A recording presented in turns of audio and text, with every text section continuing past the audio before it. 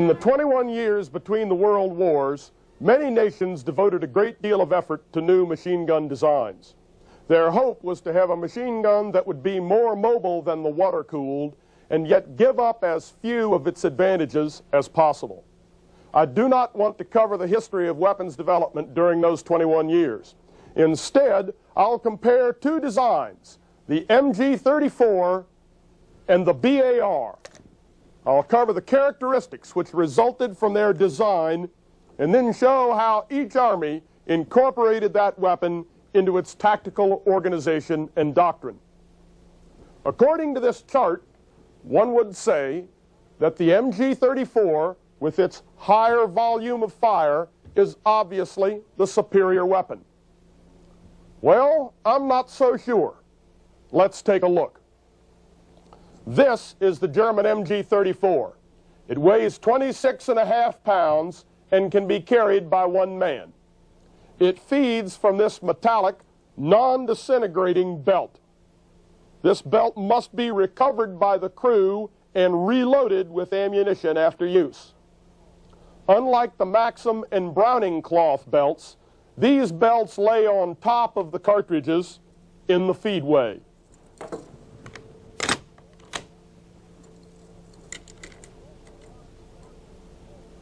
The bolt drives the cartridge forward, down, and out of the belt into the chamber. The weapon operates on the short recoil principle, which you have seen before. It does not have water cooling, so it employs two other things in order to dissipate the heat generated by sustained fire. First, it fires from the open bolt so that when the weapon is not actually firing, air can circulate through the barrel.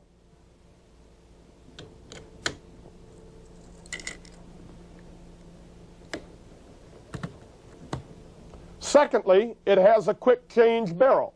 When a barrel becomes overheated, it need only be exchanged for a cool one.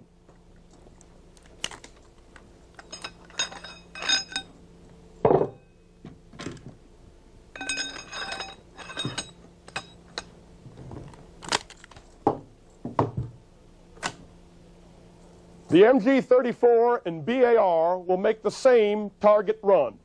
When displacing between engagements, 3 surprise targets will appear at 50 yards.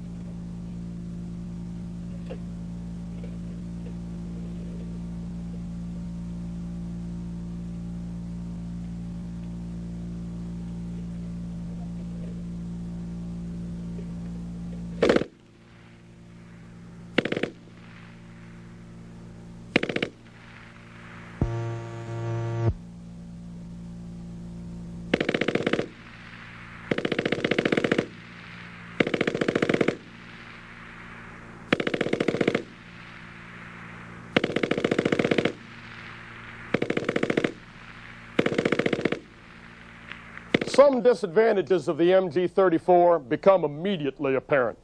Though the weapon can be carried by one man, it is not single-man portable.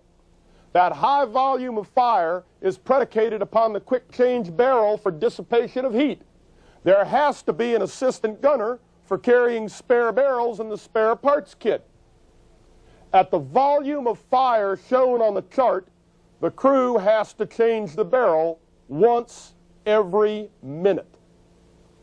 Since it consumes more ammunition, an ammo bearer is needed. It takes a while for the crew to get the weapon into and out of position. You saw the confusion as the emergency targets were initially engaged by the assistant gunner with his rifle. He knew the machine gun simply couldn't open fire in time. Since our targets don't actually kill people, the crew then went ahead and engaged them with the MG-34. This weapon can be fired in an emergency, as you see in this photograph. I'm not so sure, however, that I would like to be the assistant gunner who carries it over my shoulder while the gunner behind me blazes away. The MG-34 was difficult to control. You should have noticed that it had a large beaten zone. The extremely high cyclic rate, over 800 rounds per minute, does not help this. Since it is a short recoil weapon, nearly 1/3 the weight of the weapon is moving after every shot, making it even more difficult to control and recoil. However, this is what the German wanted, for in the squad he saw the MG-34 as an area suppression weapon. Another disadvantage of its high cyclic rate is that the part velocity is higher. If the bolt has to travel backward and forward 800 times per minute rather than, say, 500 times per minute, then the bolt's acceleration and deceleration at the beginning of each forward and back motion is that much more violent and abrupt.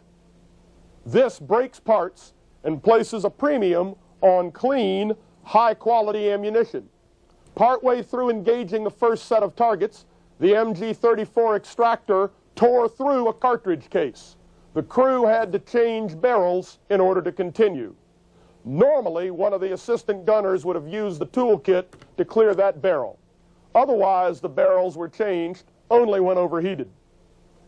Wherever possible, the Germans set up the machine gun on the tripod.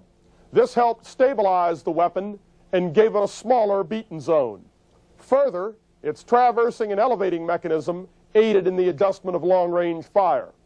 The tripod was a heavy, clumsy affair, but it was always carried with the machine gun. You do not see German combat photography of the MG-34 without a tripod or an observer with binoculars to assist in the adjustment of long-range fire. This is the proper way to employ a crew-served weapon. The gunner adjusts sights, aims, and fires the weapon, and the assistant gunner keeps it working. Somebody else must spot the fall of the rounds. Without this, the effective range of the machine gun is no more than 1,000 yards. Secondly, you will never see German soldiers carrying belts of machine gun ammunition festooned across their chests like the Frito Bandito. They always carried their ammunition in the can and fed it directly from the can into the machine gun. This kept the ammo clean and the belts free of rust and was essential for reliable operation. The MG-34 pays a price for its volume of fire. With its spare barrels and tripod, it weighs roughly 3/4 what a water-cooled machine gun weighed. It is slow to place in position. It still takes a 4-man crew to carry it and extract from it its potential volume of fire and combat range. To a German, none of this was a disadvantage. His tactical organization was based on this machine gun. This is the breakdown of the German squad. It is plain that the German squad was designed for fire and movement. The machine gun would lay down a base of fire. While it was suppressing the enemy, the remainder of the squad would maneuver about, and when the range was proper, they would go in with grenades, rifle fire, and the bayonet.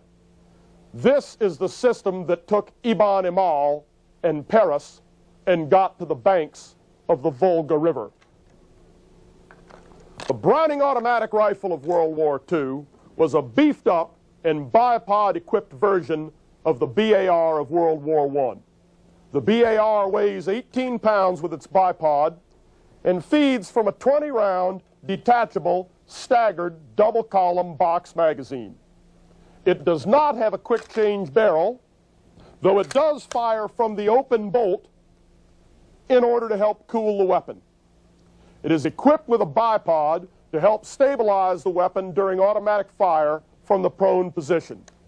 The selector switch gave two different cyclic rates of fire, 500 rounds per minute and 350 rounds per minute, both of them fully automatic.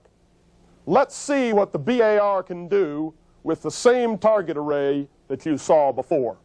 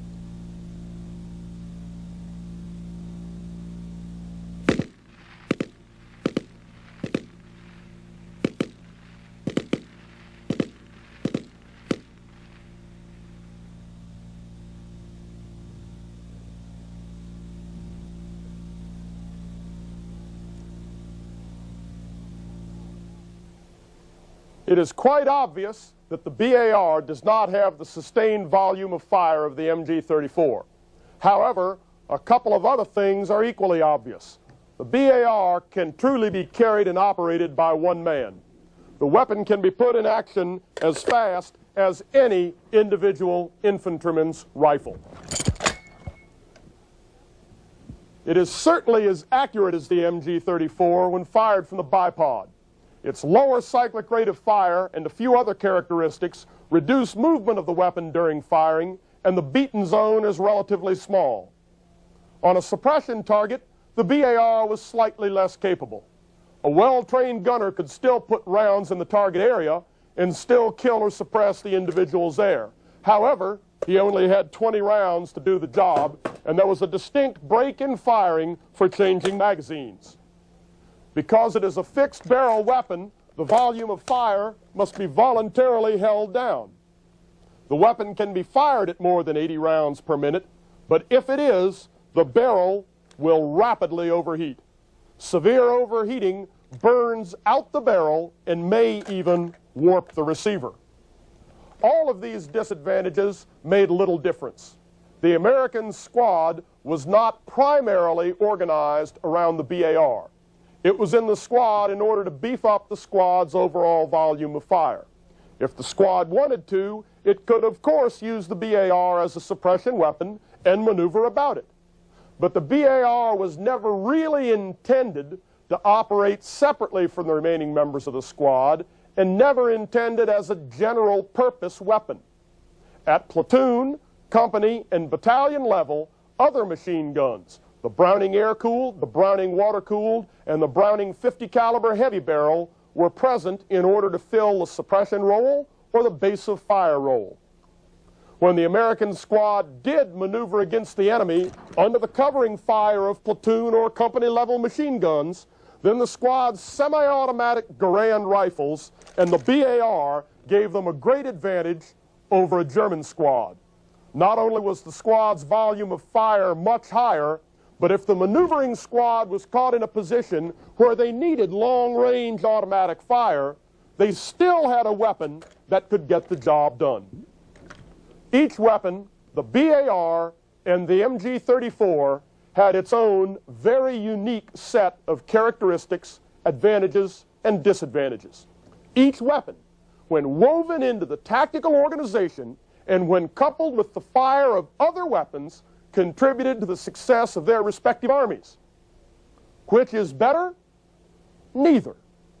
The intelligent leader used these weapons in concert with his other weapons in order to make an unbeatable team. The design trade-offs which you saw here are not unlike the design trade-offs in weapons which you use today. The basic concepts for the use of these weapons have not changed. The German soldier properly employed his MG-34 during World War II, and the American properly employed his BAR. We expect the same of you today.